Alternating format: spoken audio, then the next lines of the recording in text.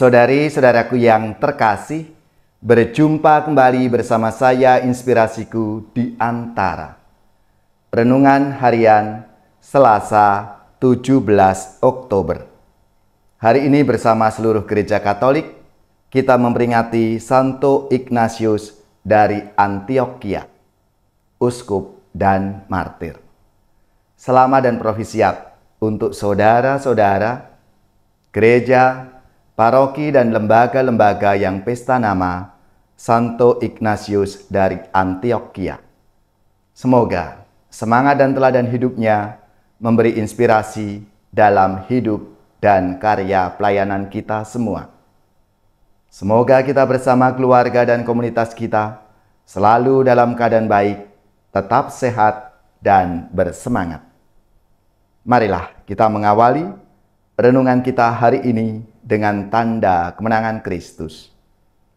Dalam nama Bapa dan Putra dan Roh Kudus. Amin. Allah Bapa yang Maha Kuasa dan Kekal, Engkau menghiasi tubuh kudus gerejamu dengan kesaksian iman para martirmu yang suci. Semoga kemartiran yang memberikan kemuliaan kekal kepada Santo Ignatius dari Antioquia senantiasa menjadi pelindungan kami dalam menjalani hidup kami sehari-hari. Dan semoga dengan rahmat dan anugerah-Mu, kami bisa menjalani dan menjadi saksi-Mu dalam kehidupan kami setiap hari. Dengan pengantaraan Yesus Kristus Putra-Mu Tuhan kami, yang berkuasa bersama Dikau dalam persatuan Roh Kudus, Allah sepanjang segala masa. Amin. Dalam nama Bapa dan Putra dan Roh Kudus. Amin. Inspirasi kita hari ini dari Injil Suci menurut Lukas bab 11 ayat 37 sampai 41. Marilah kita siapkan kitab suci kita masing-masing. Kita akan membaca bersama-sama lalu merenungkannya. Pada suatu ketika selesai mengajar, Yesus diundang seorang Farisi untuk makan di rumahnya. Maka masuklah Yesus ke rumah itu, lalu duduk makan. Tetapi orang Farisi itu heran melihat Yesus tidak mencuci tangan sebelum makan. Lalu Tuhan berkata kepadanya, "Hai orang-orang Farisi, kalian membersihkan cawan dan pinggan bagian luar, tetapi bagian dalam dirimu penuh rampasan dan kejahatan. Hai orang-orang bodoh, bukankah yang menjadikan bagian luar, dialah juga yang menjadikan bagian dalam? Maka berikanlah isinya sebagai sedekah, dan semuanya akan menjadi bersih bagimu."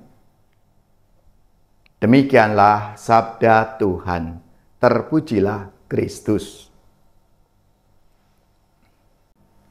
Saudari-saudaraku yang terkasih, orang Yahudi itu punya tradisi mencuci tangan sebagai ritual pembersihan sebelum makan. Tradisi ini tentu baik dan bermakna positif. Kita pun juga diajarkan untuk mencuci tangan sebelum makan oleh orang tua kita.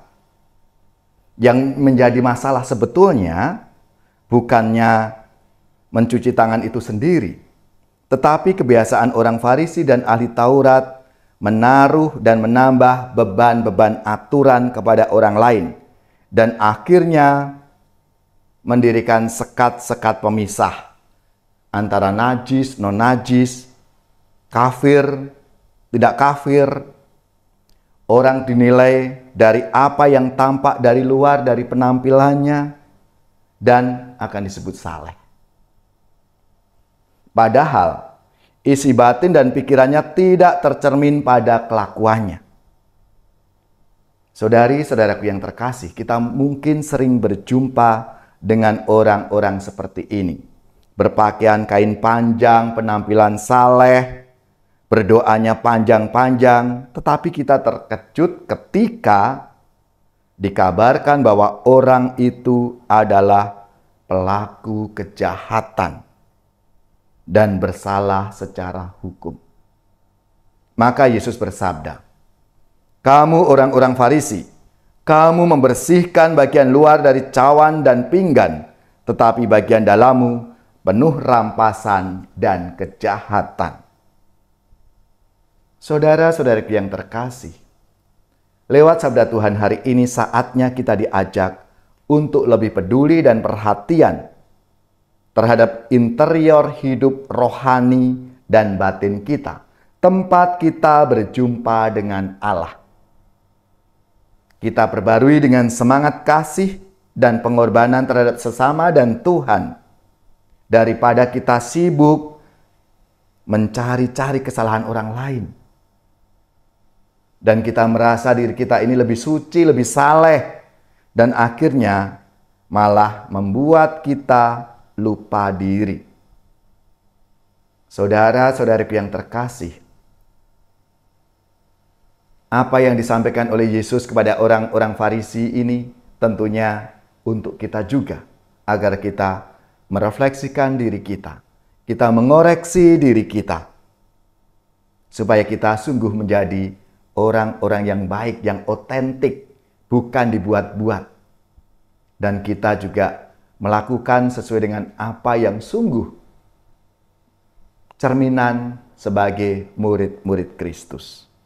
Mari kita mohon penyelenggaraan Tuhan agar kita sanggup menghidupi semangat kemartiran, pengorbanan seperti Santo Ignatius dari Antioquia.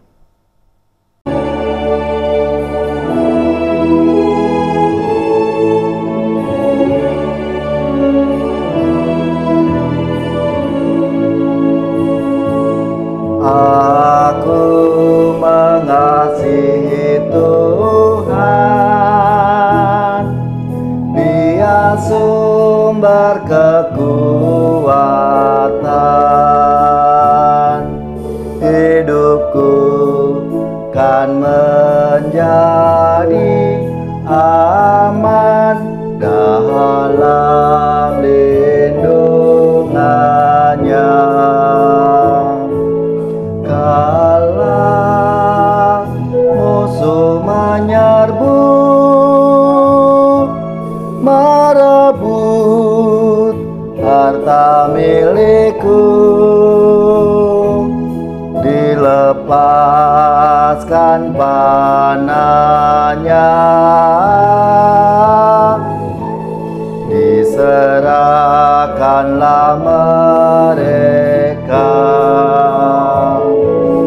Aku mengasihi Tuhan,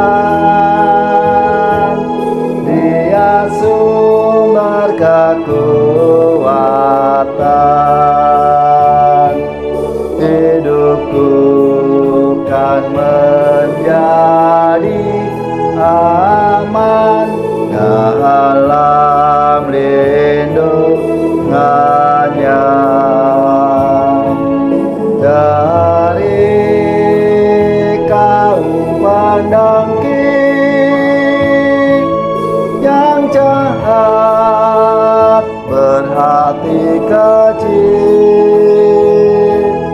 aku dibebaskannya selama dalam tangannya. Aku mengasihi Tuhan, Dia sumber kekuatan. Hidupku kan menjadi aman dalam lindungannya.